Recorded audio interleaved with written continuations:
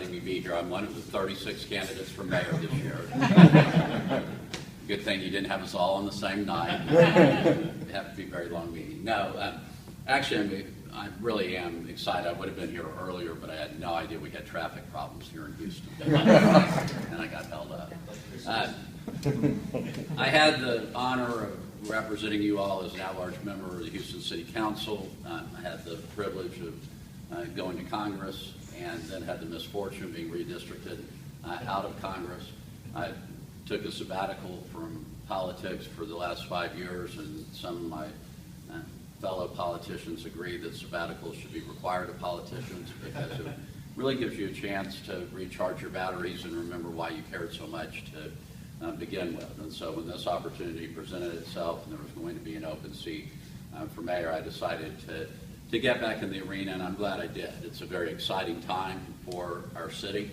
I think that we are perfectly positioned to go to what I call the next level. I don't think anyone would argue that Houston is a world-class city. You don't have the business community and the medical center and the arts and the restaurants and the culture that we have here without being a world-class city. But I do believe we can be a much more modern city. And when you look at what's going on in other parts of the country and really around the world, there's a revolution taking place. And it's a digital revolution, it's a technology revolution, and it's amazing what cities can accomplish in this day and age by completely embracing the advances in technology. You look at cities like New York and Chicago and Boston and the way they've opened up data to citizens and made all city data available and said, have at it. And you all remember the Apple commercial a few years ago where they would say, somebody would say they wanted to do something and the voice would come on and say, well, there's an app for that. Well, in this day and age, whether a community wants to try to chart a faster route to work or provide information regarding quality daycare or health care in a neighborhood or just crime statistics, there's usually an app for that.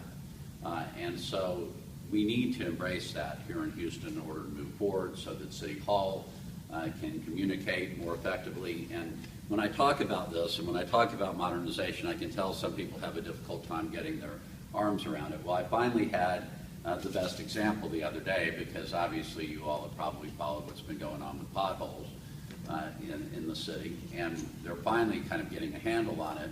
And one of the council members said the reason they've been able to get a handle on it is because of taking full advantage of technology. And so regardless of what you're talking about, and it's not all about computers, we need to look for more modern ways of doing things. And we have talked a lot about potholes, and in fact, a friend of mine a few weeks ago said, thank you for making this campaign all about potholes.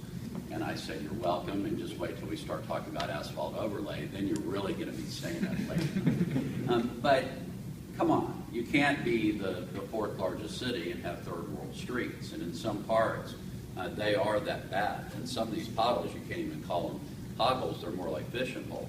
And the way we let it get to this level is absolutely unacceptable. And last week I rolled out a plan to make streets and traffic management its own department, take it out from under Public Works and have it directly report to the mayor's office, with the hope being once we get our arms around this and we get the potholes filled and the streets back in order, that we can have a management system and that we won't let it get to the crisis level ever again, because it shouldn't. And we're not just talking about street maintenance, we would also be talking about traffic light synchronization, something that drives me absolutely insane. You shouldn't have to stop 5 times on a 1-mile stretch of road. There's technology that exists now that allows traffic to move very smoothly. And when you face the mobility challenges that we do in Houston, you take advantage of things like that. And so those are some of the things that we're talking about. We're also talking about crime. You all know that's one of the biggest concerns with any neighborhood. People want to feel safe. And when we all read a few months ago that there were more than 20,000 unsolved crimes here in the city of Houston, crimes that actually had leads that had gone uninvestigated, in my way of thinking, that's completely unacceptable. And it only happens because we developed this attitude in Houston that minor crime didn't matter. Well, if your car gets broken into, or worse, if your home gets broken into, There's absolutely nothing minor about that. You've been victimized, and I think that all crime needs to be taken seriously, and if I'm fortunate enough to be elected mayor, there is going to be a different attitude from the top, and we will start taking all crime seriously. And one other thing I've been talking about I want to share with you because I'm very excited about it, and a lot of times it's not an issue in city races, and that's education. And sometimes I bring it up and people start scratching their head and saying, well, you're running for mayor, so why are you talking about education? Because that's not really the purview of the city. Well, my way of thinking it is, because it's the biggest challenge we face here in Texas. It's the biggest challenge that we face here in Houston. And if any level of government is in a position to do something about it, we need to. And the city of Houston is in a position to do something about it. City government is in a position to do something about it because there are 42 branches of the library system. And almost everybody agrees, or an overwhelming majority agrees, that the greatest insurance policy for later success in school is access to pre-K. Well, one of the biggest challenges when it comes to pre-kindergarten is space. Well, there's a lot of underutilized space in our library system right now. And I believe the city should make that available for providers and so that we can provide greater access, especially in some of our underserved areas that desperately need access to pre-kindergarten. I think it's a much more modern approach. It's repurposing some of our assets, and that's another part of this whole modernization plan that I have. Organizations like this are extremely important. One of the smartest things I did last fall was starting to reach out to super neighborhood groups and civic associations just to sit down and talk to you. I think the biggest mistake that any mayor can make is sitting down at City Hall and thinking that he or she has all the answers. It is a huge city, it is a diverse city, and without reaching out to associations such as this, there's no way to really know what's going on. And I want to commend you because I know it's hard work. Years ago, a friend of mine told me that he really kind of dreamed about getting involved in politics, so he decided he would start out by getting elected president of the Civic Association. He said after a year of that, I didn't want anything else to do with politics. And so, because it is tough. It's tough work. Attracting the Planning Commission, God bless you for doing that. I mean, I know it's exciting down there. But I mean, that's tough. And so doing this, but it's important. And this isn't just coming by and saying hi. Later on, we'll have liaisons. We'll be reaching out to you.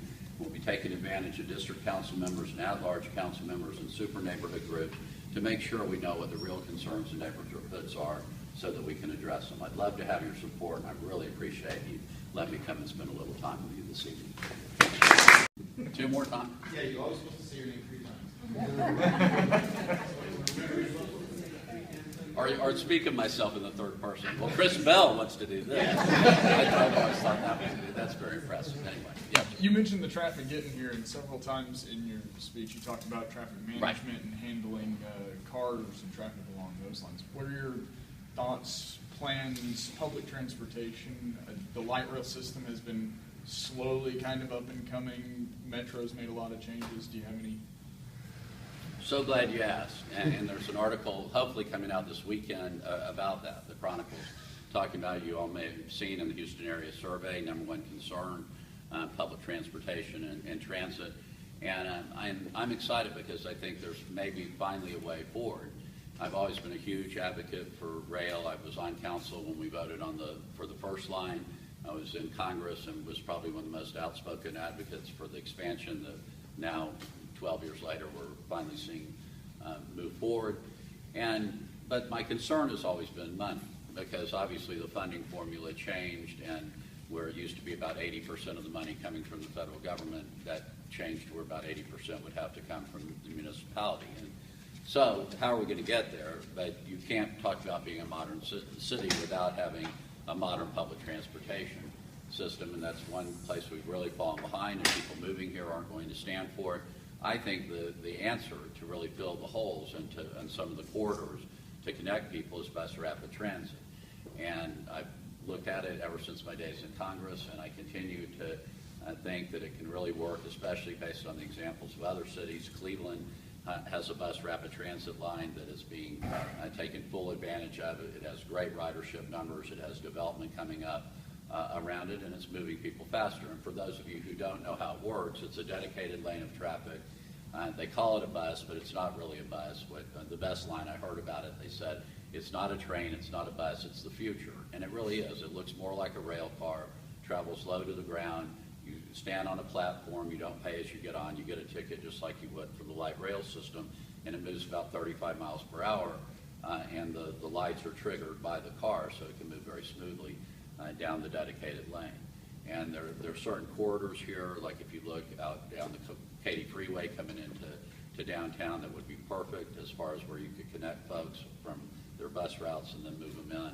And so those are the types of things I would like to look at, because for bus rapid transit, it costs about a quarter of what light rail costs, about 25%, so it's a much more affordable option. So the bus rapid transit would be a proposed solution also for commuter type situations? Well, I would think so, if you could move it out, yeah. So you would have to look at the different lines, and I think it'd be kind of silly in a campaign to say what all the lines are going to be, because as you know, there's a lot of discussion about that, but there's some natural corridors that we'll be talking about. Yes, sir. I was wondering, as far as crime goes, when Bob Lanier was elected mayor, on how he put a lot of money into the police department and hired a lot more police officers. I mean, is that something that needs to be done now? Or is there? I'm wondering. I mean, what's the deal with this? The city doesn't have money. Is it maybe the neighborhood traffic management was cut way back? I mean, is it like whatever's going on with crime, is that a factor of not having money? And if so, why would that be? Well, I think everything to a certain degree comes down to money and the way you're going to spend your resources, but also that's another reason I'm really interested in technology. For years, one of the greatest tools, and it started in New York City, was taking greater advantage of technology to decide where you're going to put your police officers. And what they would do when they saw spikes in crime based on the data, they'd move more officers into that area. They would tell you that we do that here in the city of Houston, but we really don't to the full extent. And I think we can borrow from some of the ideas that have worked in other cities. And sometimes it's probably moving officers from where they are into different areas. And at some point, it's probably going to be finding a way to hire more officers. And obviously, we're going to have to get our arms around the financial problems that the city faces. But I'm not going to spend the entire campaign running around and telling people the sky's falling, because A, I don't believe it is, and B, there are other cities that face far worse financial problems than the city of Houston, and they've dealt with them. There are a lot of smart minds out there. We can figure out a way forward, and we will. And once we do, I think that we will have enough money to do a lot of the things that people want to see. And obviously, we're going to have to take a much more serious approach to crime. And it's very frustrating, and there are areas where you basically have what would appear to be organized operations going and breaking into people's cars, where it would seem somewhat simple to have an investigation, and we do nothing. And in fact, if your car's broken into, some of you have probably had this experience, you may go into the place where it was broken into and say, what should I do? And they'll tell you, well, don't call the police, they won't do anything. You'll wait here forever, they might come. Just call tomorrow and get your number so you can call your insurance company. And so it's all on you, and there's no effort made to catch the perpetrator, so it keeps going on. Do we have any other questions? All right. Thank you all so much.